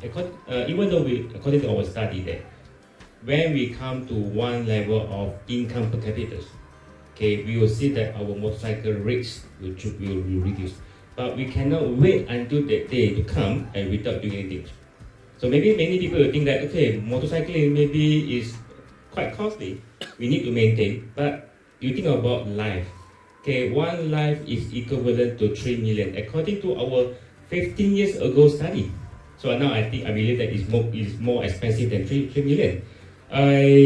We have one team from Brazil.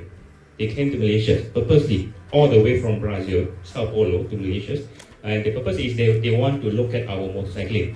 They come because I have one interview in their TV stations. Okay, they know about me. They say, okay, you can come. They come over to see our motorcycling. We have the first motorcycling in the world, and we feel very proud. But the thing is that, okay, our first motorcycling, many motorcycles are not using it now. Okay, for many reasons. One of the reasons is because of the construction of MRT. And when I bring them to our Kesas motorcycling, they ask me, mengapa tak ada orang? Okay, I don't know how to answer. It's quite embarrassing. Okay, but now they came out their own motorcycling. It's personally, I believe that this is a very good design of the motorcycling. They name it as the blue lane. Of course, I can't explain in detail, okay, what is the blue lane look like. But according to their survey and also their data, okay, in Sao Paulo, I believe that Sao Paulo is much larger than bigger than KL, and they have even more motorcycle than KL. And their statistics reveal that there is 0 fatality. Okay, along the routes implemented the blue lane. Okay, so maybe it's the time for us to learn from that. I don't think there's something wrong. Even though we say that, we have the first motorcycle in the world, kita macam big brother lah. But I think that if someone have better design, we should go for it. And again, we also discuss about whether you should ban the use of motorcycle in the highway. I think we make the wrong decision in the day one when we have the expressway. Perhaps maybe at the time the policymaker didn't alert you about this. But one thing is that when I ask the motorcyclist, okay, is this emergency lane a motorcycle lane? They say yes. But if I ask the driver, they say no. It depends who you are. So, but the thing is that we need the policy maker to stand out, tell us that is this emergency lane or motorcycle lane? They cannot just ignore it because there are so many cases, the real cases. Okay, the car breakdown, stop at the emergency lane, and you don't expect the motorcycle from far. They already know that there's a car. They just boom, masuk, mati. Either the car driver mati because they changed tire, or maybe the motorcyclist they mati. So we cannot say that this is takdir. No, we cannot leave it to the God. Okay, please, policy. Okay, our lovely policy makers, please stand out. Tell us that ini emergency lane or motorcycle lane. They cannot say both. They cannot say that. They cannot say depend on who you are. Okay, they have to tell us that no, this is emergency lane. Then maybe we are going to, for example, we want to implement blue lane in the expressway. Then the problem solved. Okay, I think this is my personal view. Okay, thanks, Vice. Thank you. Prof. Suresh. Okay, I hope I don't miss out. The audience has raised a lot of points. There's some here as well. Firstly, on the delivery riders, GPG is here. Please take note. I myself, I was a pengarah bahagian lesen JPJ 1982 to 1995. I made a mistake. I didn't realize, we had 50, 70, 90 cc. That is perfect. You can allow the high cc motorcycle, that is not a problem. The problem is the motorcycle between the 90 cc to the 250 cc. That is a problematic area. So why am I raising this matter now? Now we are coming with electric bike. JPJ, this is an opportunity. I mentioned this to the ministry.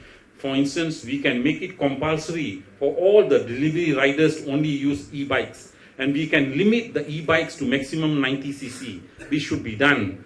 For when it is the big biker, you have your 500 cc, 1000 cc is not a problem. But the small bikes, look at the JPJ data. When we only had 50, 70, 90 cc, they were all riding on the left. They were not on the fast lane, and the fatality of motorcyclists was only a few hundred.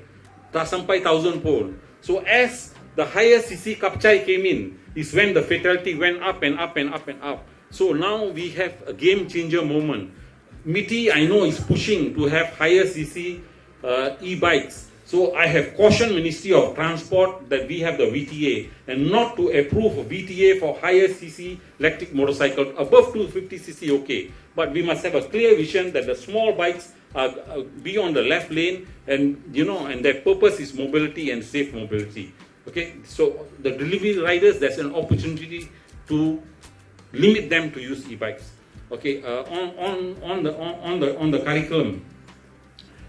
There need to be some changes. The computerized test is overly biased on the traffic on the traffic signs and things like that. I think the questions now got to be revised. I was involved when this computerized test came. I was in JPJ then. I think we need to revise. We need to put more highway code questions inside there, the thinking mind, and also road traffic rules question inside, even the bagian satu of the test. So please take note of that. I think we need to revise that. And then the other thing on the motorcycle lane, please do not blame the authorities. The expressway operators, Lembaga Lebuh Raya, nobody consulted the road safety authorities. Dr. Maris tell me if I'm wrong, for the building of all these motorcycle lane. The only motorcycle lane that we were consulted is when Arwah Radin was around and the first motorcycle lane was built. I was in Ministry of Transport that time. Okay, I was in Bagian Darat. So even that, we have a learning curve. I've just shared with you what are the mistakes in that motorcycle lane. And although ours was the first in the world, China and Taiwan have got, when I last checked, they had 70% of their network. China's fatality has come down. They were the worst in the world because they built so many motorcycle lanes throughout their country. Through the infra, by taking the motorcycle, small cc motorcycle out, Taiwan also, they brought down all the road fatalities. So there's a lot of learning for us in that particular one. And I don't know whether any central agency people are here. You see, you cannot just take anybody and put the person in charge of road safety. I was the first Director General of Road Safety. I had spent 13 years in JPJ. I was involved in the Road Transport Act. In 1990, I published the first Buku Pemanduan Berhema together with Sanusi in JPJ. New version of that book is being used today. So you cannot just take anybody. I was Under Secretary of Land Transport for 7 years before I became the DG. So a person who is in charge of road safety, he must have the knowledge of the procedures, the regulation, all the acts and everything. You just pluck somebody from JPJ, from my successors were never able to deliver on what they were supposed to deliver just because there was a question raised on the effectiveness of JKJR. I don't think we were ineffective when we were there. We were making headlines in the papers, in TV, in newspapers, everywhere. We were distributing helmets. We were with the motorcyclists. We were removing 10% of them had tortoise helmets, and we were talking to the motorcyclists and telling them that why you need to use this proper helmet, and we're giving away helmet free. And when the helmet idea was first proposed, and my minister asked me how will we solve, the government can fall asking motorcycle helmet to be compulsory, So I told the minister, and people laughed. People laughed when I told them we will give away free helmet. Don't worry, you will not have negative political.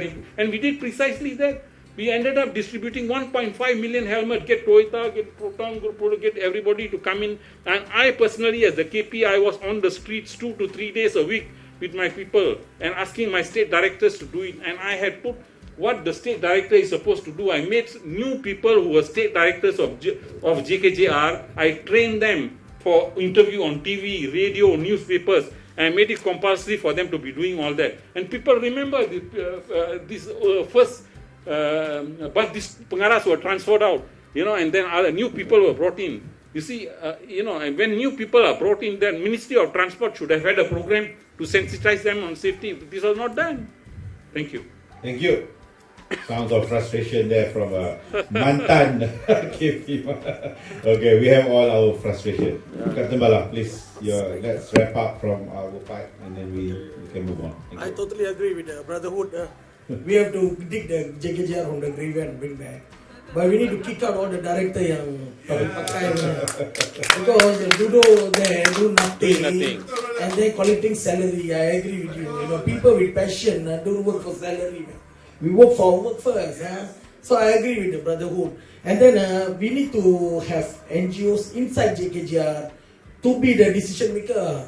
And these are the people with passion. And we need an instructor, trainer, every damn team to be inside there. Then only we can have a good team. Ini macam Avengers lah. So we need them in every state. Ada dia punya motorcyclist trainer. Mr. Ravi is not here. Dato' ni apa Muhammad Ravi. The kind of guys are under passion. And then academician, universities must be inside the JKJR. Then lead by one PTD officer. We need the people with passion. And then saya setuju Datuk punya itu motorcycle lane puaka itu. I tell you, motorbike kecil jadi besar, besar jadi kecil. Lepas tu orange cone in between. Lepas tu kena penia jatuh. All this and then agree with the panda. Ini panda, dia bukan panda saja, dia panda grab plus melala move. So tak ada identity punya. And then today they are riding by taxing. So I tell you, it's a nightmare. More people going to die. Sokso going to spend a lot of money, and this is going to be a burden of injury. There's going to be a lot of people coma on the at home, and the wife don't go to work, take care of the husband, and this is a social problem. If we don't be a game changer today, it's never be. Alright? There's three types of people in this world. Make things happen, see things happen, and wondering what happened. You decide you want to make things, or you want to see things, or you just sit down after this and wondering what happened. Right? Thank you very much. Thank you. Can I just share one data pengurusi? When I told the former Prime Minister, it is not Tan Sri Ismail Ali, sorry I said the wrong name, Tan Sri Ismail Pakar, champion for single enforcement authority.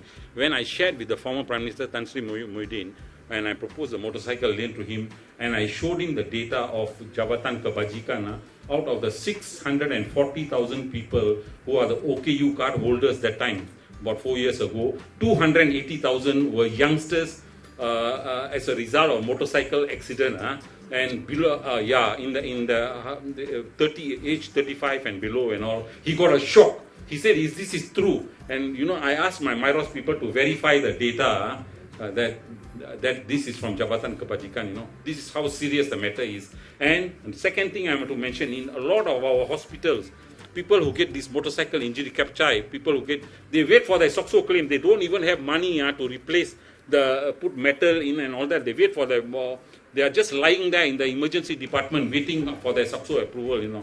So these are the serious matters, national matters, that we have to seriously look at. So that is why this man is very passionate about road safety, and I am not giving this up, although I spend 2 to 3 months a year in India nowadays, but I am with you, and anyone wants to do anything on road safety, I am there to lend a hand. Thank you. Thank you. Okay, ada few more hands. We have about 15 minutes. Okay, please. Okay. Assalamualaikum. Saya aku share ni. Okey, saya just nak sentuh kaitan dengan kita dah ada polisi, kita ada standard dalam road safety. Tapi apa yang saya tengok sekarang ni banyak kekangan dari segi enforcement. Kekurangan anggota-anggota. Yang mana saya pernah sendiri berhadapan dengan pihak-pihak yang kita boleh percaya sumber dia mengatakan ratio penguat kuasa, satu pegawai penguat kuasa bersama dengan 8,000 user. So ini memang tak logik lah.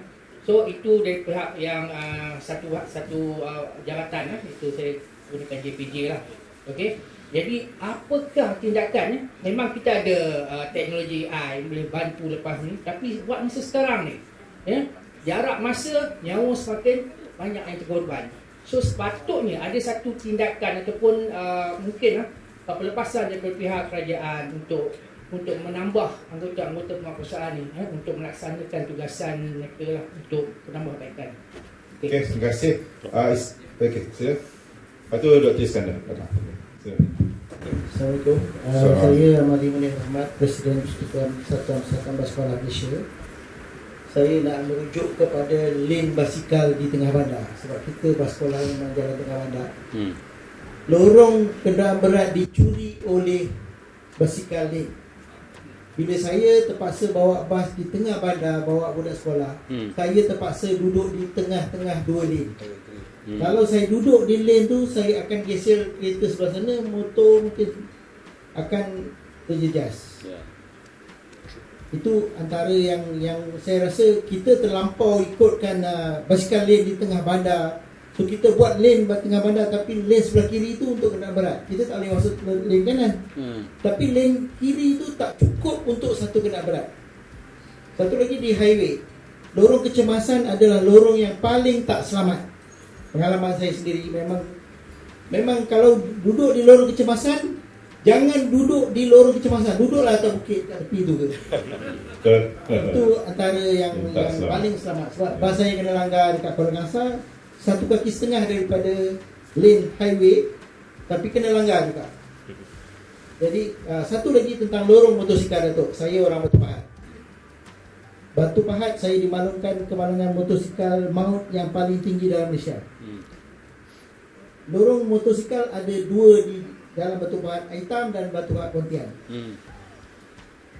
Di Batu Pahat Hitam, lorong dah dibesarkan, banyak dah dibesarkan. Di Batu Pahat Pontian, kenderaan kereta ataupun kenderaan lain tidak dibenarkan motong sebab lorong tengah double line. Sepanjang-panjang itu double line. Sebelah sini lorong motosikal. Jadi adakah kerana ada lorong motosikal, lorong tu tak dijadikan dua lane? Sebabkan nanti mungkin kos untuk buat lagi satu lorong motosikal. Jadi antara yang jadi masalah di kampung saya adalah apabila kereta masuk ke lorong rumah dia, motosikal langgar. Itu antara kelemahan lorong motosikal, kena ambil note lah. Unsegregated motorcycle. Jadi terima kasih. Okey, Iskandar, sila.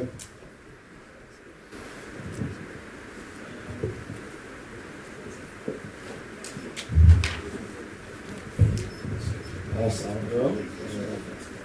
My name is Iskandar from Meros. This will be lengthy lah, ya. Just give a few comments. We know we have road safety plan, national road safety plan, in parallel with UN target to get fatality rate 50% reduction by 2030. We also know that our first road safety plan is not achievable, and our second road safety plan also now seems like, because we haven't found the reflection point, so I would say that it is quite critical to achieve this target, which is quite ambitious actually. But if you think about it, 6,000 to 7,000 people this year is very, very difficult and alarming. Yeah?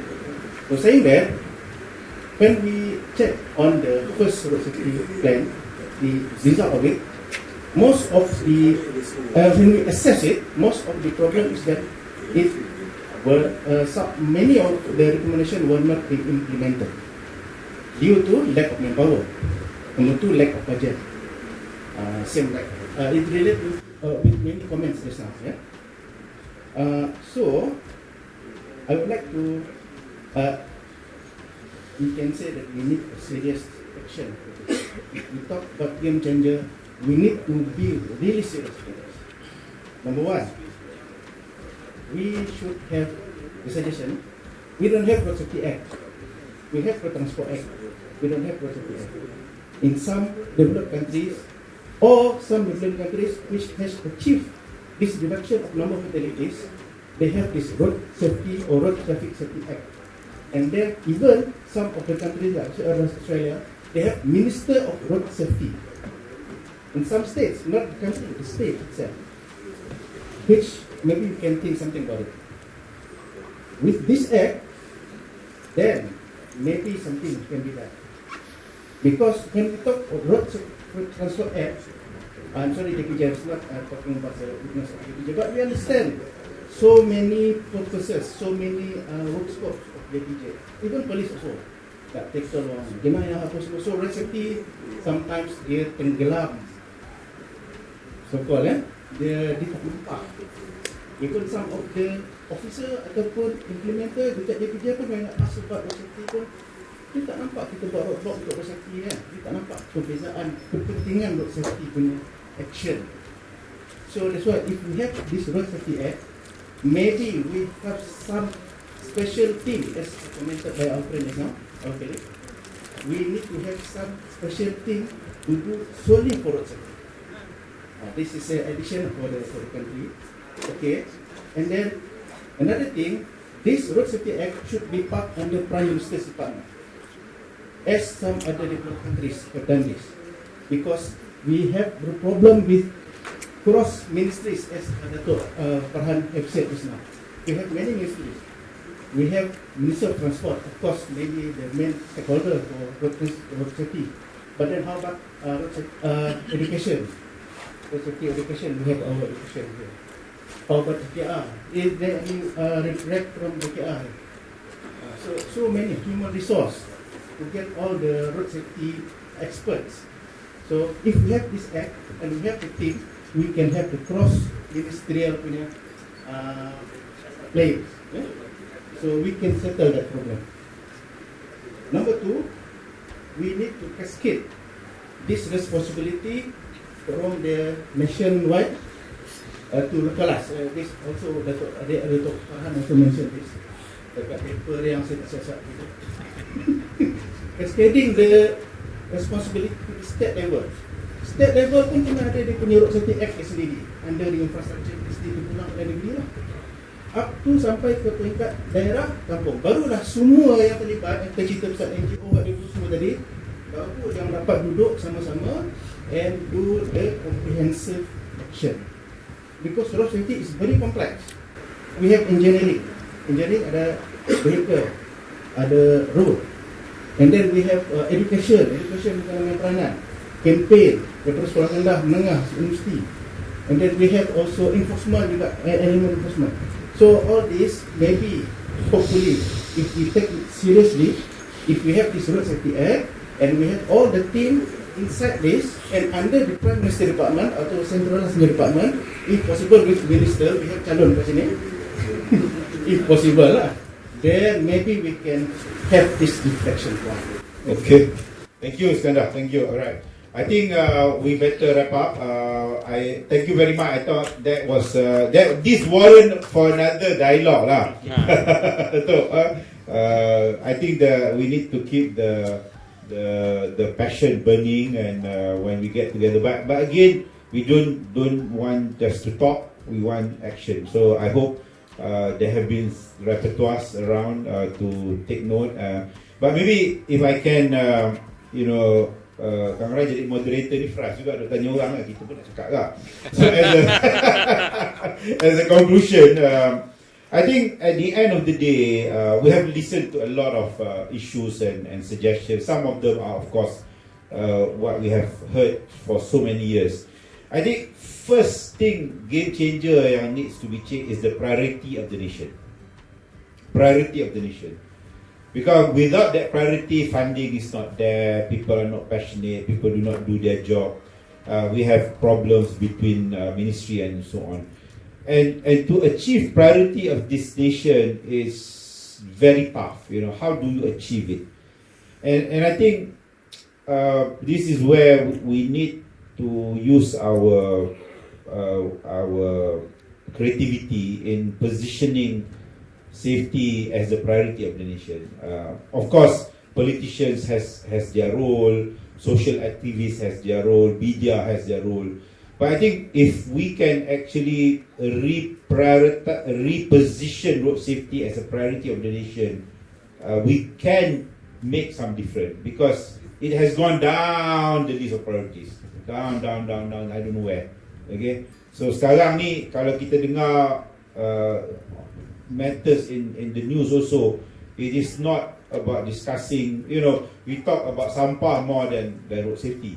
Okay, we talk about climate change more than road safety. No doubt, everything is important.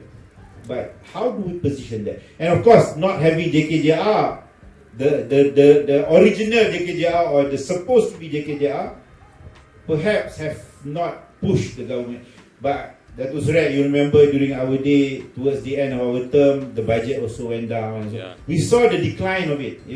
So how do we position it? Because when it is not priorities, it is going to be a problem. Okay.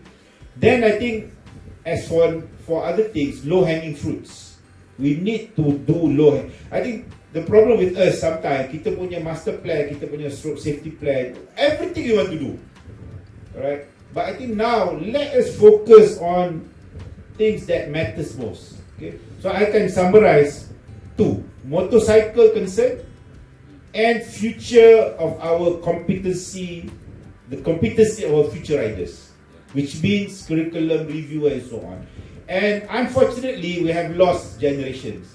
We have to start with a new generation. Okay? Because tadi kita dengar juga parents are problematic, so you will not be able to change with that generation. It's a lost generation, but enforcement must come to check on that lost generation.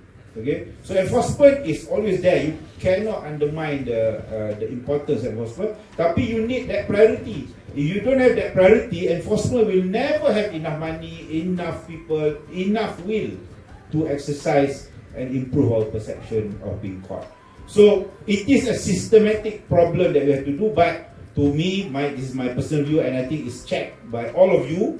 Motorcycle, and improve the competency and awareness and attitude of our future generation while checking on the present road users. There are other issues, of course, but I think I don't know. Maybe we need Myros' help here, because Myros is the only organization left. So I hope, Myros, you don't lose your relevance, because if you go, and there are already rumors that you might go, who are going to be the because we as outside outside the organization, we can sing, we can make noise, but at the end of the day, we also need people who can also make that difference. So Myros definitely has a role to play. Look back at the Myros Act. I think it was created with the role. Of course, you had a partner that is gone. SPAD is gone, so now it's a new ball game. So I think we perhaps may be the strongest, though I'm not a member yet, but this this event is perhaps one of the few events that are talking passionately about road safety. Maybe Dato', under your leadership, we can actually gain momentum and find our ways. And I think our first milestone, MKJR, has to reconvene after 4 years of not meeting. So I think that's the biggest sin of the country lah. When MKJR has been there for tahun berapa? 1940, suddenly has gone out of our picture since 1957. 1957. So now it has gone for 4 years. So I think I would like to apologize for any shortcomings and weaknesses in my moderation, and I thought we had a good discussion. My apologies, I have not given you enough more time, but I think this is where we share our thoughts together. And as a host, I also apologize of any shortcoming from UPM as our host.